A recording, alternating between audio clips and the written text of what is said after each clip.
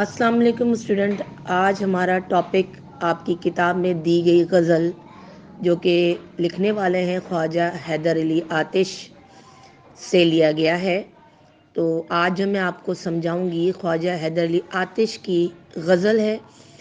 اور خواجہ حیدر علی آتش کا جب ہم نام لیتے ہیں تو وہ کوئی تعارف کا محتاج نہیں. آپ کا اصل نام حیدر علی تھا جبکہ آتش آپ کا تخلص تھا. آپ دہلی میں پیدا ہوئے. بچپن سے ہی آپ کا والد کا سایہ سر سے اٹھ گیا، لہٰذا انتہائی خراب حالات میں آپ نے پرورش پائی. لہٰذا باقاعدہ تعلیم بھی جس کی وجہ سے نہ حاصل کر سکے اور فوجیوں کی صحبت میں رہ کر سپاہ گری سیکھ لی تھی. پھر آپ جو ہے نواب شیخ الدولہ کے عہد میں دہلی سے فیض آباد چلے گئے اور وہیں نواب مرزا احمد تقی کی یہاں ملازمت اختیار کی. پھر آپ ہی کے ہمراہ لکھنؤ آ گئے اور مصفی کے شاگرد بن گئے. شاعری کا شوق کیونکہ بچپن سے تھا، لیکن آپ دوسرے شعراء کی طرح کسی بادشاہ کے دربار سے منسلک نہیں ہوئے، نہ اس کی شان میں کوئی قصیدے لکھے.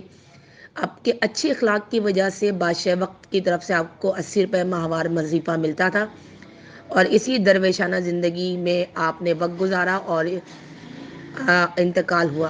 جہاں تک آپ کے کلام کی بات کرتے ہیں تو آپ کی شاعری جو ہے جذبات احساسات کو آپ نے لفظوں کا پیرہن پہنا کر ایک نئی جلا بخشی. اگر میں یہ کہوں کہ شاعری کو آپ نے مرصع سازی، جس کے معنی کسی چیز کو سجانے سے ہے، کی طرح سجایا تو یہ کہنا غلط نہ ہوگا، کیونکہ جس طرح ایک عام زیور کو جو ہے جوہری نگینوں سے سجاتا ہے، اسی طرح شاعر خوبصورت الفاظ کو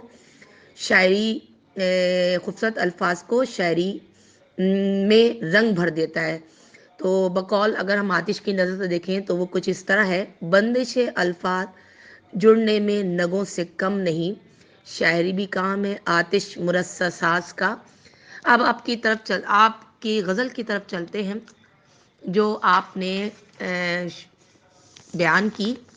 پہلا شعر جو ہے آپ کا: دہن میں ان کے گما کیسے کیسے، کلام آتے ہیں درمیاں کیسے کیسے. اس شعر میں شاعر جو ہے وہ فرماتے ہیں کہ ہمارے دل و دماغ میں ایسے وہم شکوک و شبہات ہمیشہ حاوی رہتے ہیں جس کی بطور انسان کے دل ایک دوسرے سے بدگمان ہو جاتا ہے اور وہ اپنے خیالات کا اظہار اپنی گفتگو کے ذریعے شکوے کی صورت میں اظہار کر جاتا ہے، اور پھر اس بدولت انسان ایک دوسرے سے خفا بھی ہو جاتا ہے، ناراض بھی ہو جاتا ہے، جو کہ صحیح عمل نہیں. اگر ہم اس کو اس طرح دیکھیں کہ کئی مرتبہ انسان احتیاط سے کام لیتا ہے اور اپنے دل میں ہی بدگمانی رکھتے ہوئے بظاہر تکلف سے کام لیتے ہوئے اس بدگمانی کو ظاہر نہیں کرتا، تو یہ بھی کہنا غلط ہوگا، کیونکہ اپنے خیالات کا علم ہونے کے باوجود اور دل میں بدگمانی رکھ کر خوش اخلاقی سے کام لینا بھی ہر انسان کی بس کی بات نہیں، اور شاعر کے نزدیک یہ طریقہ کار بھی غلط ہے. بقول شاعر: ہمیں مشتاق وہ ہے بیزار، یا الہی یہ ماجرا کیا ہے. جبکہ ہم دوسرا شعر دیکھتے ہیں اس غزل کا جو کہ کچھ اس طرح ہے: زمین چمن گل کھلاتی ہے کیا کیا، بدلتا ہے رنگ آسماں کیسے کیسے. اس میں گل کھلانا اور رنگ جو ہے آسماں کا بدلنا، یہ دونوں محاورتاً استعمال کیے گئے ہیں. یعنی شاعر کے کہنے کا مطلب یہ ہے کہ انسان کا وقت کبھی بھی یکساں نہیں رہتا. جس طرح موسم آتے ہیں، موسم چلے جاتے ہیں اور آسمان بھی اپنے رنگ بدلتا ہے، اسی طرح انسان کی زندگی بھی کبھی بھی یکساں نہیں رہتی. انسان کے حالات و واقعات وہی ہوتے ہیں جو اللہ تعالیٰ کی طرف سے یا قدرت کی طرف سے اسے عطا کیے ہوتے ہیں. یعنی قدرت سے بالاتر کوئی چیز نہیں، سب کچھ اللہ تعالیٰ کے اختیار یا حکم کے تابع ہوتا ہے.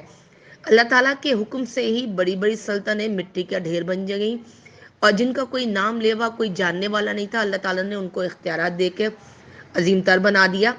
تو شاعر کا آسمان کے رنگ بدلنا یا چمن کو بیان کرنا انہی تغیرات سے اسی تبدیلی کو واضح کرنے کے لیے بیان کیا گیا ہے جو اللہ تعالیٰ نے دنیا میں رونما فرماتے ہیں.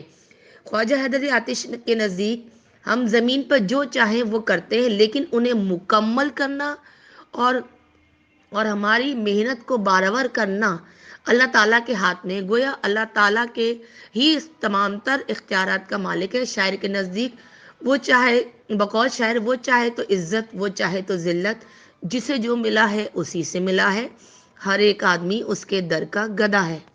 جب ہم تیسرے شعر کو دیکھتے ہیں تو اس میں شاعر نے دراصل بڑے بڑے لوگوں کا نام بیان کر یہ بیان کرنے کی کوشش کی جو دنیا میں بڑے لوگ گزرے، جنہوں نے بڑے نامی گرامی کام کیے، لیکن آج ان کا کوئی نام لیوا نہیں، جان لیوا نہیں، نہ کوئی ان کو جانتا ہے، نہ ان کا قبر کو کوئی نام نشاں ہے۔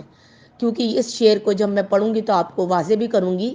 کہتے ہیں نہ گور سکندر ہے نہ قبر دارا، مٹے نامیوں کے نشان کیسے کیسے۔ اس شعر میں شاعر نے دو شخصیات کا حوالہ دیا، ایک تو سکندر اعظم کا، جس نے بہت کم عمری میں ہی دنیا کا ایک بڑا خطہ اپنے قابو میں کر لیا، یعنی کہ اس نے تسخیر کیا۔ دوسرا ایران کا بادشاہ تھا دارا، جس نے اتنی کامیابیاں حاصل کی جس کا شمار ہی مشکل تھا، لیکن اتنے بڑے بڑے ملک فتح کیے کرنے کے باوجود بھی اب ان کی قبر کا نشان بھی باقی نہیں، یعنی دنیا میں ان کو پہچاننے والا ہی کوئی نہیں۔ یعنی جب اتنے بڑے بڑے لوگ جو دنیا میں بڑے بڑے کام کر گئے ان کا کوئی نام لیوا ہی موجود نہیں ہے، تو پھر ہم کس طرح یہ سمجھتے ہیں کہ ہم جو کریں گے ہمارا کوئی جاننے والا ہوگا اگر ہمارے اعمال اچھے نہ ہوں گے۔ بقول شاعر ہر ایک شے کو ہے زوال مگر میرے اللہ لا زوال ہے تو، یعنی دنیا ایک سرائے کی طرح ہے، یہاں جو آتا ہے اسے ایک دن واپس جانا ہے، لیکن صرف وہی لوگ دنیا میں یاد رہ جاتے ہیں جو دلوں کو تسخیر کرتے ہیں یا دنیا میں ایسے کام کر جاتے ہیں جو دنیا کے دلوں میں رہنے والے لوگوں کے دلوں میں ایک یادگار بن جاتے ہیں اور اللہ تعالیٰ کے حبیب وہ قابل قبول کہلاتے ہیں۔ لہذا شاعر یہاں یہی کہنا چاہتے ہیں کہ دنیا میں ہمیں ایسے کام کر کے جانا چاہیے جو لوگوں کے دلوں میں ہمیشہ یاد رہے اور جو ہمارے مرنے کے بعد بھی ہماری ایک پہچان بن جائے۔ بقول شاعر کامل ہے جو ازل سے وہ ہے کمال تیرا، باقی ہے ابد تک وہ ہے جلال تیرا۔ اس چوتھے شعر میں شاعر نے دراصل انسان کی فطرت کو موضوع بنایا ہے۔ فرماتے ہیں غم و غصہ رنج و اندھا و حرامہ ہمارے بھی ہیں مہرباں کیسے کیسے۔ شاعر اس شعر میں فرماتے ہیں کہ انسان کی فطرت ہے کہ وہ غم غصہ میوسی دکھ جو ہے وہ اسے جب ملتی ہیں تو وہ اپنے دکھ میں مبتلا ہو کر مایوسی کو اپنے اوپر حاوی کر لیتا ہے اور اسے صرف اور صرف اپنی تکلیف میں مایوسی ہی نظر آ رہی ہوتی ہے۔ وہ اللہ تعالیٰ کی طرف سے مایوسی کے شکار ہو جاتا ہے، جبکہ اللہ تعالیٰ خود مایوسی کو پسند نہیں فرماتا، وہ کہتا ہے مایوسی کفر ہے۔ لیکن جب انسان پہ کوئی بھی مصیبت آتی ہے تو وہ صرف اور صرف اپنے دل میں مایوسی کو جگہ دے دیتا ہے اور سوچتا ہے یہ جو پریشانی ہے، یہ جو تکلیفیں ہیں، یہ اب کبھی حل ہونے کی نہیں اور یہ ہمارے ساتھ زندگی میں مرتے دم تک رہیں گی، جو اللہ تعالیٰ کے نزدیک نہایت ہی غلط قسم کا رویہ ہوتا ہے اور اللہ تعالیٰ اس رویے کو پسند نہیں فرماتا۔ اللہ تعالیٰ تو خود فرماتے ہیں کہ مایوسی کفر ہے اور کفر میں انسان کو مبتلا ہونا جائز نہیں، کیونکہ جب تک زندگی ہے انسان کو امید رکھنی چاہیے کہ جو کچھ دکھ تکلیف اور مایوسی ہے وہ اللہ تعالیٰ کی طرف سے، اللہ تعالیٰ ہی اسے دور کرنے والا ہے اور اللہ تعالیٰ ہی واقعی دور کرتا ہے۔ تو انسان اللہ کی قدرت پہ یقین نہ کر کے رنج و الم کو جب اپنے دل میں جگہ دیتا ہے تو وہ اپنے آپ کو کفر اور مایوسی میں مبتلا کرتا ہے۔ شاعر جو ہے انہی جذبات احساسات کی نفی کرتے ہوئے یہ بتانا چاہ رہے ہیں کہ یہ وہ غلط فہمی ہے جس سے انسان اللہ تعالیٰ کے حضور ہمیشہ شرمندہ ہوتا ہے، تو ہمیں اس سے گریز کرنا چاہیے۔ جبکہ آخری شعر میں جو کہ فرماتے ہیں شاعر کرے جس قدر شکر نعمت وہ کم ہے، مزے لوٹتی ہے زباں کیسے کیسے، یعنی اللہ تعالیٰ کی شکر گزاری کے بارے میں اس شعر میں فرماتے ہیں شاعر کہ اللہ تعالیٰ نے اپنے بندوں کو سنہری تقدیر کے ساتھ بھیجا، یعنی اچھی تقدیر کے ساتھ بھیجا۔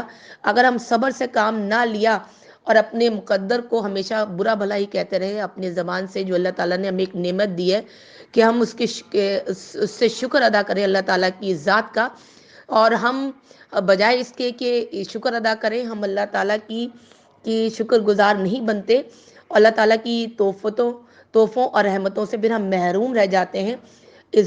اگر ہم اظہار تشکر کرتے ہیں تو ہماری زبان پھر اللہ تعالیٰ کی ہر نعمت کا ذائقہ چکھ لے گی، یعنی اللہ تعالیٰ پھر ہمیں ہر نعمت عطا کرے گا جو اللہ تعالیٰ نے ہمیں عطا کی ہیں۔ لیکن اگر ہم کفر کرتے رہے اور شکران نعمت کا شکر ادا نہیں کریں گے تو پھر ہم دنیا اور آخرت میں کامیابی اور فلاح حاصل نہیں کر سکتے جو کہ اللہ تعالیٰ نے ہمیں عطا کی ہے۔ لہٰذا ہمیں اللہ تعالیٰ نے جو یہ زبان دی ہے وہ اس کی شکران نعمت کے لیے ادا کرنی چاہیے، اور ہمیشہ اللہ تعالیٰ کا شکر ادا نہ کرنی چاہیے، تبھی تو ہمیں دنیا کی نعمتیں عطا ہوں گی، جو اللہ تعالیٰ نے ہمیں نعمتیں عطا کی ہیں۔